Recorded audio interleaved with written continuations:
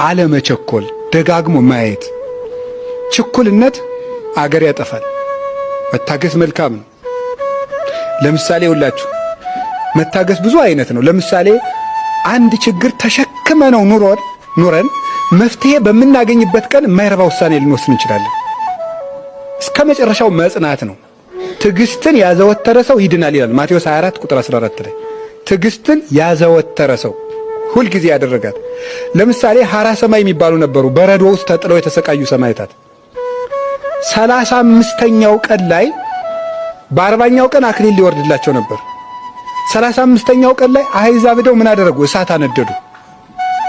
አንዱ ከ40ው ሰማዕታት አንዱ በረዶ ውስጥ ጥለው ክርስቶስን ካዱ እያሏቸው ነው። 35 ቀን ከረሙ አንክድም ብለው። አንደኛው ምን አደረገ?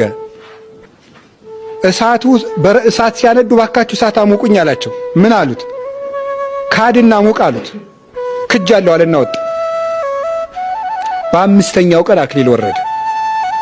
39ኙን እነዚያ ሙተው ሲቀበሏቸው የእሱ አክሊል ተንጠልጥላ ቀረች። ከነዚያ ከእሳት ማውቂዎች አንዱ አያትና እኔ በዚያ ሰው ሃይማኖት ገብቻለሁ ብሎ በረዶ ሲገባ እሱ ተቀዳጃት። ለፍተን አክሊል በምናገኝበት ቀን እንወጣለን። ያ እንዳይሆን እስከ መጨረሻው ድረስ የእግዚአብሔር በተለይ ሃይማኖታዊ ውጤቶችን እስከ መጨረሻው መጠበቅ። እስካሁን በስሜ ምንም አልለመናችሁም፣ ደስታችሁ ፍጹም እንዲሆን ለምኑ ትቀበሉም አላችሁ።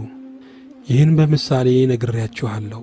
ነገር ግን ስለ አብ ለእናንተ በግልጥ የምናገርበት እንጂ ከዚያ ወዲያ በምሳሌ የማልናገርበት ሰዓት ይመጣል።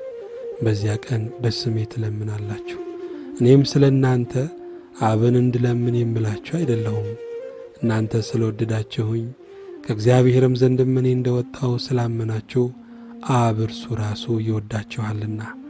ከአብ ወጥቼ ወደ ዓለም መጥቻለሁ፣ ደግሞ ዓለምን እተዋለሁ፣ ወደ አብም እሄዳለሁ። ደቀ መዛሙርቱ እነሆ አሁን በግልጥ ትናገራለህ፣ በምሳሌም ምንም አትነግርም።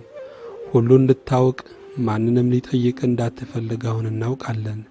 ስለዚህ ከእግዚአብሔር እንደወጣ እናምናለን አሉት። ኢየሱስም እንዲህ ብሎ መለሰላቸው፣ አሁን ታምናላችሁን? እነሆ እያንዳንዳችሁ ወደ ቤት የምትበታተኑበት እኔንም ለብቻዬ የምትተዉበት ሰዓት ይመጣል፣ አሁንም ደርሷል። ነገር ግን አብ ከእኔ ጋር ስለሆነ ብቻዬን አይደለሁም። በእኔ ሳላችሁ ሰላም እንዲሆንላችሁ ይህንን ተናግሬያችኋለሁ።